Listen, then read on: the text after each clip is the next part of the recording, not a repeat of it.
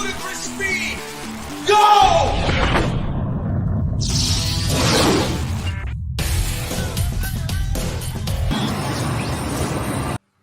What's up, everybody? It's JJ.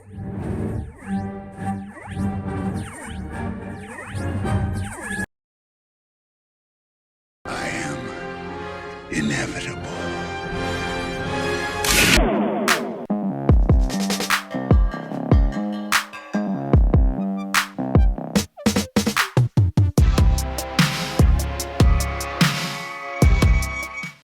Hello, Lieutenant Kayla Detmer here from Star Trek Discovery, here to ask you to join in with Commodore Ty to discover the world of pop culture.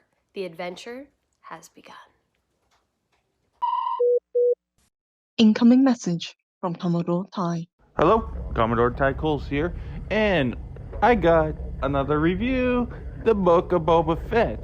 This is Season 1, Episode 3, Chapter 3, The Streets of Mos Espa. So, we begin with Boba and Fennec going over the Empire of Jabba's that Bib Fortuna dealt with after Jabba's death. After the sail barge disaster, there was a power vacuum. Bib Fortuna assumed Jabba's mantle. Under Master Bib's watchful eye, Mos Espa was divided amongst three families. And it seemed like Bib Fortuna did give two shits. He let each section run its own as long as he got some tribute. Master Bib did not have the power of Jabba, so he relied on uneasy alliances to preserve his tribute and title. Then we got someone that deals with water, sells water, screaming that he's being robbed. Oh no, it's not by anyone. It's by a gang of teenagers that have cybernetic implants. I beseech you, Lord Fett, rid the streets of Mos Espa of this scourge, and I will double my tribute to him. It kind of feels like we've got our crossover that we've always wanted with Star Trek and Star Wars, because we got Teen Borg. Yes, we got Teenage Borg. And for any better name, that's what I'm gonna be calling them from now on. Borg teens. Boba, with his entourage, goes to confront the Borg teens. Go back to your palace. Watch your tongue. I'm the daimyo of this district, and I will bring order. You're a crime boss. Just like the rest of them. And did they just slap on parts to make them look cool?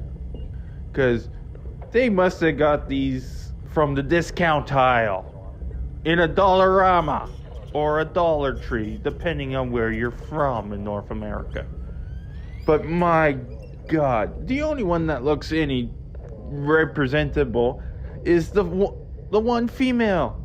The guys look like they're like poor excuses of cosplay. But I digress.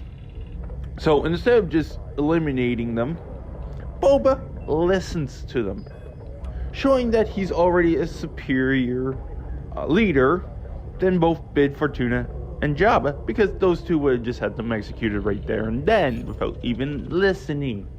But Boba's listening to both sides of the stories. They are thieves, but they have to be thieves because there's no work in the working district. You live in the workers' district. You all should be working. There is no work, mighty daimyo. Look around you.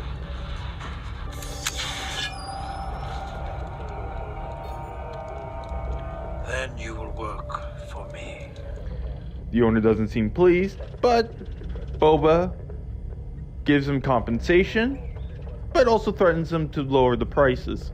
Take the 500 and consider it resolved. If you want to continue to do business in my territory. If you don't like it, you can move to Mos Eisley.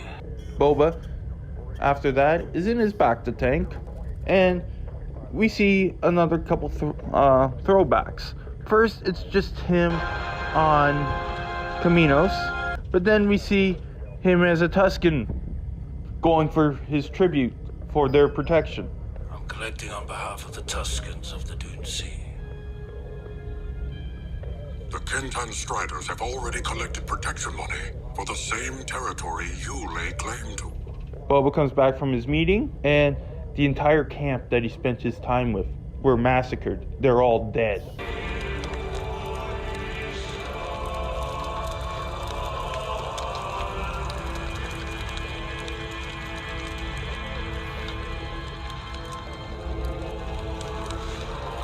And it hits you. It hits you hard.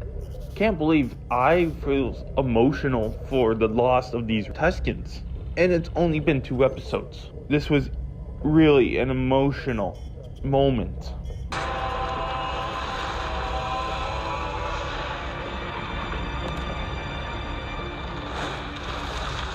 At this moment, he's getting up, and all of a sudden,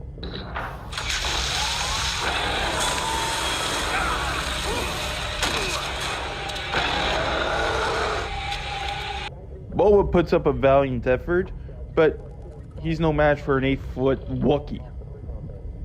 But the teens that he just hired are coming in to help him fight, as well as the Gamorrean guards are coming in. And the Wookiee is taking massive damage, both from Boba, the kids, and the Gamorrean guards, but keeps on fighting.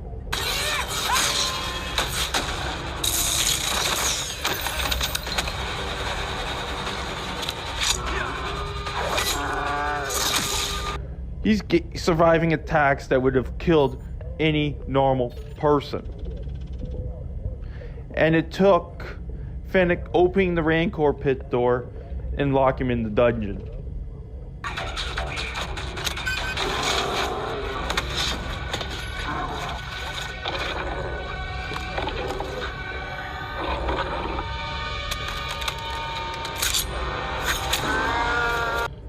Boba, realizing when his Gamorrean guards is injured, forfeits his bacta tank for his Gamorrean guard to get healed. Get him to my bacta tank.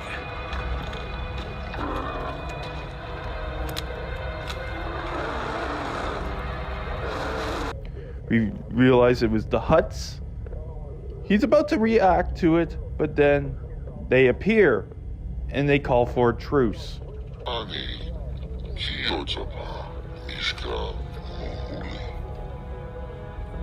I don't know what to think about this.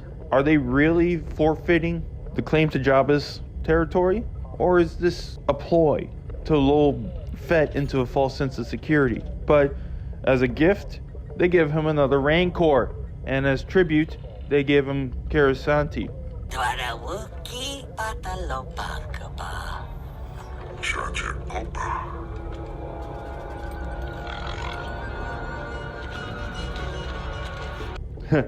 Love who the trainer is.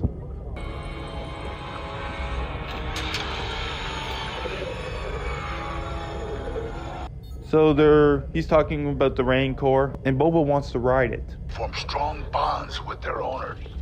It is said that the witches of Dathomir even rode them through the forest and fens. I want to learn to ride this one. As well, you see the Rancor has blinders on. Well, this is because a Rancor has an emotional attachment to whoever he sees first. So they lift the blinders so he can see Boba. Is this the spot? Oh, yes. We like this. As Boba's leaving to talk to the mayor, because now the mayor is all involved in this, but you hear this one last saying from the trainer to the Rancor. Fennec, to suit up. We're not waiting for an appointment. Yes, old friend. Don't worry. He'll be back. Makes you think that the Hutts are up to something, because just the way he says it, it just leaves you uneasy. Maybe I'm looking too much into it, but it just leaves you on an uneasy feeling when you see this scene. So Boba goes with the teen Borgs to see the mayor. Mayor's nowhere to be found, and his assistant bolts it.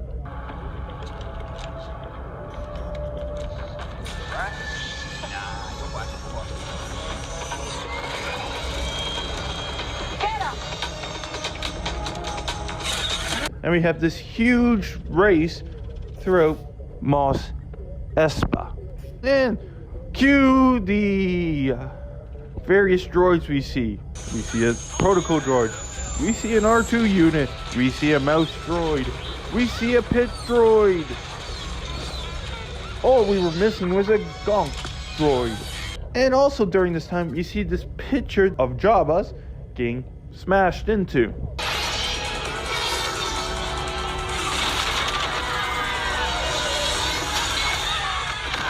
So they finally catch up to the assistant, and we learn that the mayor is now working with the Pykes. Where is he? He's with the Pykes. The mayor's gone. He's working with the Pykes. And it looks like they're setting up for war. They're going to war. Then we will be ready. End of episode. And what an episode. It was honestly non-stop, action-filled, grab you by the balls, emotional roller coaster of an episode. But it feels they could be doing too much. Because you got the Hutts involved, you got the Pykes involved, you got the flashbacks, you got the mayor doing something. Like, there's so many moving pieces here, and so many theories of ways it could go. I just hope it doesn't turn into a WandaVision with all these leads. LDD can tell you what happened with him in WandaVision. It only makes sense when my brain says, give up, don't even try, and then it makes sense. Okay? No, seriously. Makes sense just gives up, and then I just say, okay, you know what, it makes sense if you don't think about it. Guys, and those of you watching, I look like hell right now. Like, you see this? This is... I'm done.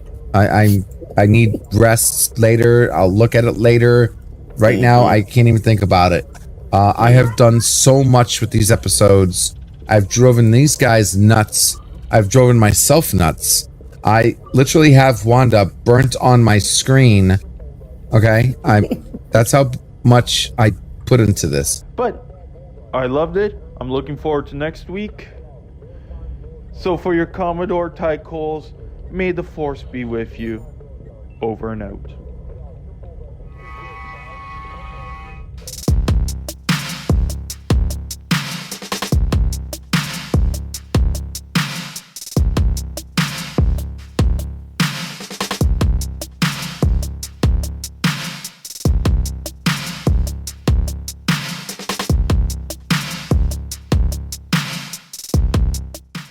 Thank you for watching the video.